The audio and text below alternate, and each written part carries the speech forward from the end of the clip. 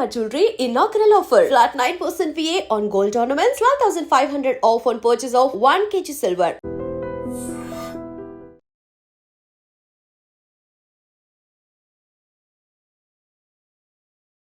ఏడు దశాబ్దాల భారతీయ రాజకీయ చరిత్రలో మరెవరికీ దక్కనటువంటి అరుదైన, అనూహ్యమైన అండ్ అసాధారణమైన ఘనత ఆయనది. ఓ సామాన్య కుటుంబంలో జన్మించి అంచెలంచెలుగా ఎదుగుతూ భారతదేశ ప్రధానమంత్రి కావడం అంటే మామూలు విషయం కాదు. అటువంటి ఘనత సాధించినటువంటి వ్యక్తే మన ప్రధానమంత్రి Narendra Damodar Das Modi. Got no love for the fakeness. If you wanna play tough, you wanna hate this, I'll always show up. Chaiwala నుంచి దేశ ప్రధాని దాకా ఆయన ఎదిగిన తీరు నవ్వులో నవ్వులని చెప్పాలి. ఈ నేపథ్యంలోనే ఒక్కసారి నరేంద్ర మోడీ వ్యక్తిగత అలాగే రాజకీయ ప్రస్థానంపై ఒక ప్రత్యేక కథనాన్ని మీకోసం యాజ్ ఏ బర్త్డే గిఫ్ట్గా నేను చెప్పే ప్రయత్నం చేస్తాను.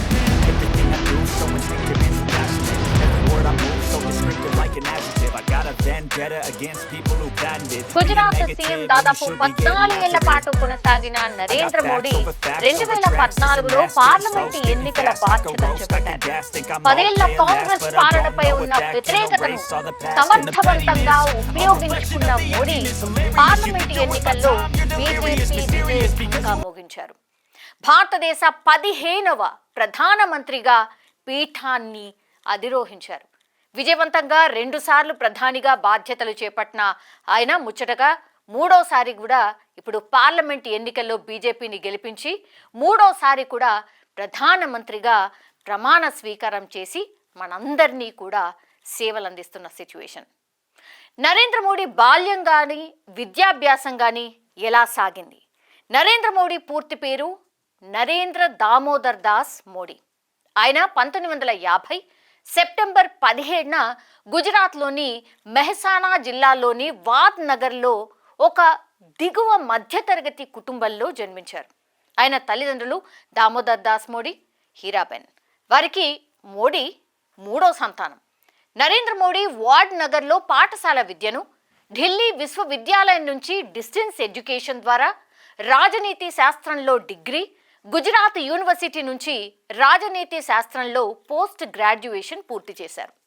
ఒక మారుమూల గ్రామంలో టీ వాలా లాగా జీవితాన్ని ప్రారంభించిన ఆయన తన జీవితంలో ఎన్నో ఎత్తుపల్లాలను చూశారు. నరేంద్ర మోడీ తన పాఠశాల దశలోనే ఆర్ఎస్ఎస్లో చేరిన ఆయన కార్యకర్తగా చాలా యాక్టివ్గా పనిచేసేవారు. మోడీ ఉన్నత పాఠశాల విద్యను పూర్తి చేసి 17 ఏళ్లలో తొలిసారి దేశ పర్యటనకు వెళ్లారు.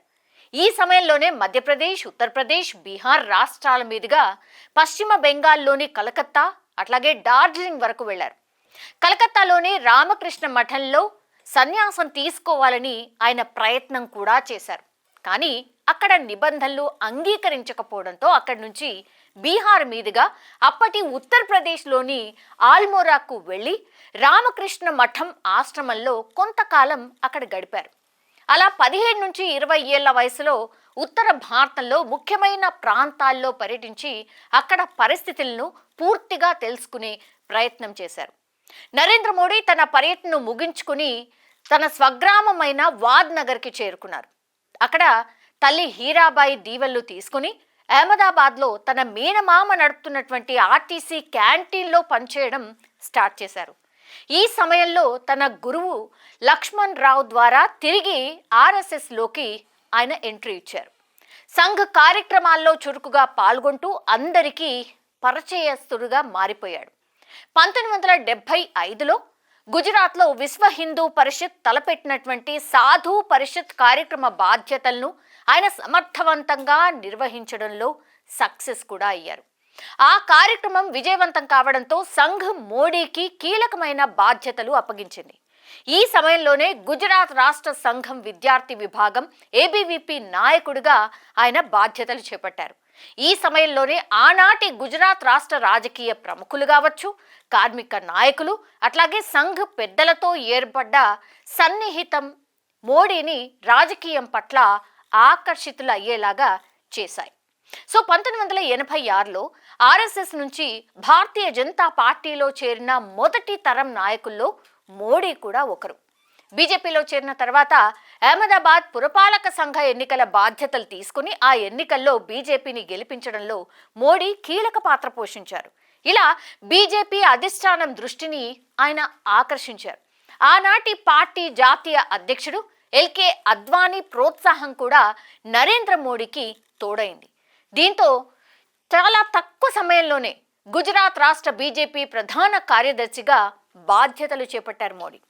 ఈ తరుణంలో అంటే 1990లో ఎల్కే అద్వానీ చేపట్టినటువంటి ఈ అయోధ్య రథయాత్రకు గుజరాత్ ఇన్ఛార్జిగా, 1992లో మురళీ మనోహర్ జోషి చేపట్టిన కన్యాకుమారి కాశ్మీర్ ఏక్తా రథయాత్రకు జాతీయ ఇన్ఛార్జిగా పనిచేశారు మోడీ. ఆ తర్వాత 1993లో బీజేపీని గుజరాత్లో బలోపేతం చేసేందుకు మోడీ రాష్ట్ర ప్రధాన కార్యదర్శిగా పలు యాత్రలు కూడా చేశారు. 1995లో జరిగినటువంటి గుజరాత్ శాసనసభ ఎన్నికల్లో బీజేపీ అధికారంలోకి రావడానికి మోడీ కీలక పాత్ర పోషించారు. ఈ విజయం తర్వాత మోడీ గ్రాఫ్ అమాంతం పెరిగిపోయింది. దీంతో ఆయన సేవలను జాతీయ స్థాయిలో వినియోగించుకోవాలని పార్టీ అధిష్టానం భావించింది. ఆ తరుణంలోనే ఆయన్ను హిమాచల్ ప్రదేశ్, పంజాబ్, హర్యానా రాష్ట్రాల ఇన్ఛార్జీలుగా కూడా నియమించింది.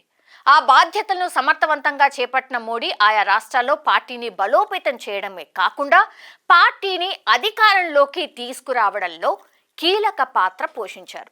1997లో అద్వానీ చేపట్టినటువంటి స్వర్ణ జయంత రథయాత్ర నిర్వహణ బాధ్యతను తీసుకుని నరేంద్ర మోడీ ఆ రథయాత్ర విజయవంతం కావడంలో కీలక పాత్ర పోషించారనే చెప్పాలి. ఇలా నరేంద్ర మోడీ సాధించిన విజయాలను గమనించిన ఆర్ఎస్ఎస్, బీజేపీ నాయకత్వం ఆయన్ను 1998లో బీజేపీ జాతీయ కార్యదర్శిగా నియమించింది. సో 1998, 1999లో జరిగినటువంటి లోక్సభ ఎన్నికల్లో బీజేపీ నాయకత్వంలోనే ఎన్డీఏ కూటమి అధికారంలోకి వచ్చింది. మరోవైపు పార్టీ ప్రధాన కార్యదర్శిగా ఉంటూనే 1998లో జరిగిన గుజరాత్ శాసనసభ ఎన్నికల్లో తన వ్యూహాలతో బీజేపీని గెలిపించారు. దీంతో పార్టీలో సీనియర్ నేత కేశుభాయ్ పటేల్ ముఖ్యమంత్రి అయ్యారు. 2000 సంవత్సరంలో గుజరాత్లోని కుచ్ ప్రాంతంలో సంభవించిన భారీ భూకంపం తర్వాత సహాయ కార్యక్రమాలు చేపట్టడంలో కేశుభాయ్ ప్రభుత్వం విఫలమైందని ప్రతిపక్షాలు పెద్ద ఎత్తున విమర్శలు చేశాయి. దీంతో బీజేపీ అధిష్టానం కీలక నిర్ణయం తీసుకుంది. 2001 అక్టోబర్లో నరేంద్ర మోడీని గుజరాత్ సీఎంగా ప్రకటించి మోడీకి సీఎం పీఠాన్ని అందించింది. ఇలా 2001లో తొలిసారి గుజరాత్ సీఎంగా పదవీ బాధ్యతలు చేపట్టారు మోడీ. 2002లో గోధ్రాలో సబర్మతి ఎక్స్ప్రెస్ ఘటనతో రాష్ట్ర వ్యాప్తంగా మోడీ సీఎంగా రాజీనామా చేయాలనే డిమాండ్ పెద్ద ఎత్తున వచ్చింది. దీంతో ఆయన రాజీనామా చేసి మళ్లీ ఎన్నికలను ఎదుర్కొన్నారు. 2002 డిసెంబర్లో జరిగిన గుజరాత్ శాసనసభ ఎన్నికల్లో మొత్తం 182 స్థానాలకు గాను బీజేపీ 126 స్థానాల్లో విజయం సాధించడంతో మోడీ వరుసగా రెండోసారి సీఎం పీఠాన్ని అధిరోహించారు. ఆయనపై ఎన్నో విమర్శలు వచ్చినా కూడా వాటిని సమర్థవంతంగా తిప్పికొట్టారు. తన అధికారాన్ని సుస్థిరం చేసుకున్నారు. గుజరాత్ను మోడల్ స్టేట్గా తీర్చిదిద్ది దేశవ్యాప్తంగా ఉత్తమ సీఎంగా పేరు కూడా తెచ్చుకున్నారు. ఇలా నరేంద్ర మోడీ 2001 నుంచి 2014 వరకు వరుసగా 4 సార్లు గుజరాత్ సీఎంగా ఉన్నారు. 2013లో కర్ణాటక శాసనసభ ఎన్నికల్లో బీజేపీ విజయానికి గుజరాత్ మోడల్ అనే అంశం ఎంతగానో ఉపకరించింది. ఈ ఎన్నికల్లో విజయం సాధించిన వెంటనే బీజేపీ అధిష్టానం నరేంద్ర మోడీని ప్రధానమంత్రి అభ్యర్థిగా ప్రకటించింది. అయితే ఎల్కే అద్వానీ వంటి సీనియర్లు ఆయన అభ్యర్థిత్వాన్ని ఒప్పుకోకున్నా ఆయన ఫాలోయింగ్, ఆయన గ్రాఫ్ని చూసి అంగీకరించాల్సినటువంటి పరిస్థితి వచ్చింది.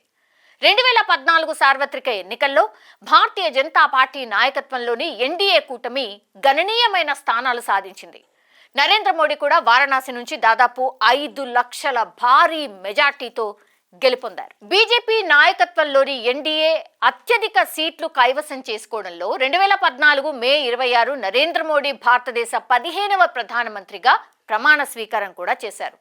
ప్రధానమంత్రిగా ఆయన ఎన్నో కీలక నిర్ణయాలు కూడా తీసుకున్నారు. అందులో పెద్ద నోట్ల రద్దు కావచ్చు, జీఎస్టీ అమలు కావచ్చు, ఆర్టికల్ 370 రద్దు, ఉమ్మడి పౌరసత్వం, పౌరసత్వ సవరణ చట్టం, ట్రిపుల్ తలాక్ రద్దు కావచ్చు, రామ మందిర నిర్మాణం వంటి ఎన్నో సంచలన నిర్ణయాలను తీసుకోవడం మాత్రమే కాకుండా వాటిని అమలు చేసిన ఘనత కూడా మోడీకే దక్కింది. పీఎం కిసాన్ సమ్మాన్ నిధి, ప్రధానమంత్రి ఉజ్వల యోజన, శ్రమయోగి మాన్ధన్ యోజన, ఆరోగ్య సంరక్షణ కార్యక్రమం, ఆయుష్మాన్ భారత్, ప్రధానమంత్రి Jandhan Yojana, Jan Suraksha, PM Kisan Samman Nidhi, make in India, Yoga Divas వంటి పథకాలు కూడా ఎన్నో ప్రవేశపెట్టారు.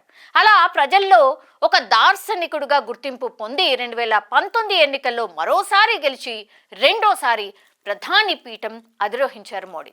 ఇక ప్రపంచవ్యాప్తంగా ప్రధాని మోడీని ఎన్నో అవార్డులు వరించాయి.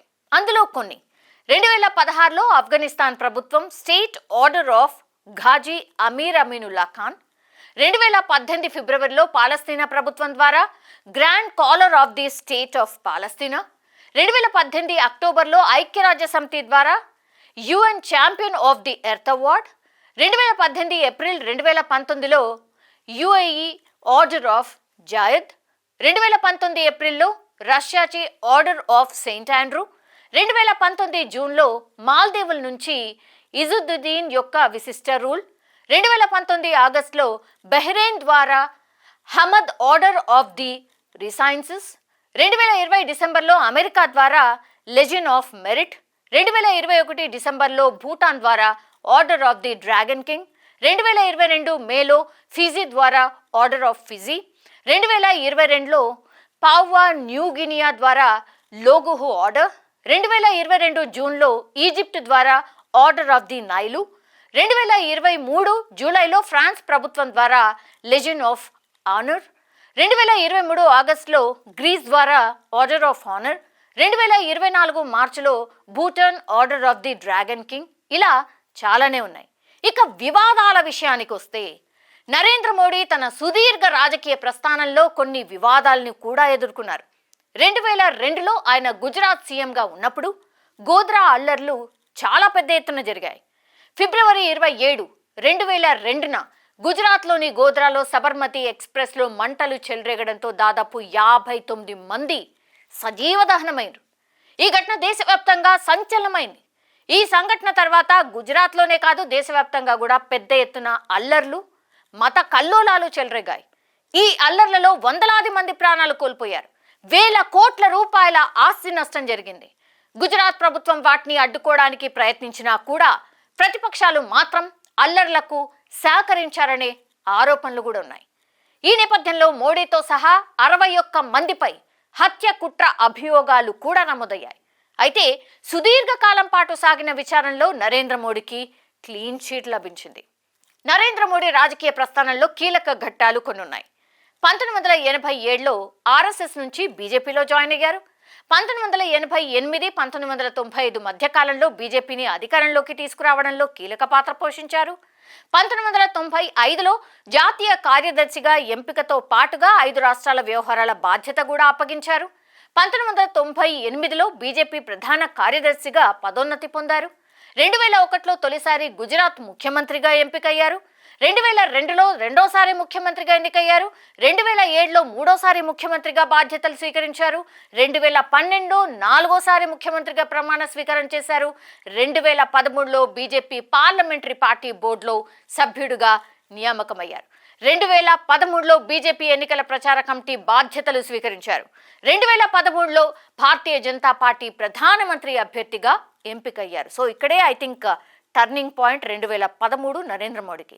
ఇక 2014 సార్వత్రిక ఎన్నికల్లో బీజేపీ సంపూర్ణ మెజార్టీతో గెలుపొందింది. 2014 మే 26న ప్రధానమంత్రిగా మొదటిసారి ప్రమాణ స్వీకారం చేశారు మోడీ. 2019లో రెండోసారి ప్రధానమంత్రిగా ప్రమాణ స్వీకారం చేశారు. 2024లో మూడవసారి ప్రధానమంత్రిగా ప్రమాణ స్వీకారం చేశారు నరేంద్ర మోడీ. సో ఇలా నరేంద్ర మోడీ బయోగ్రఫీ ఇది. పుట్టినరోజు జరుపుకుంటున్నటువంటి మన ప్రధానమంత్రి నరేంద్ర మోడీ గారికి పుట్టినరోజు శుభాకాంక్షలు. నిజంగా ప్రస్తుతం ఉన్నటువంటి సమాజం దేనికి ప్రయారిటీ ఇస్తుంది? ఆర్థిక సంబంధాల చుట్టూ మాత్రమే తిరుగుతోంది. మళ్ళీ ఎన్నికలంగానే చాలా విరక్తి కలుగుతాం. మంచి అనిపిస్తుంది కదా, లేడీస్ కూడా ఛాలెంజింగ్ జాబ్స్ చేసినప్పుడు చాలా బాగుంటది. ఫుడ్ డెలివరీ ఇవ్వటానికి వెళ్ళినటువంటి డెలివరీ బాయ్ అనిల్ పై కళ్ళ ముందు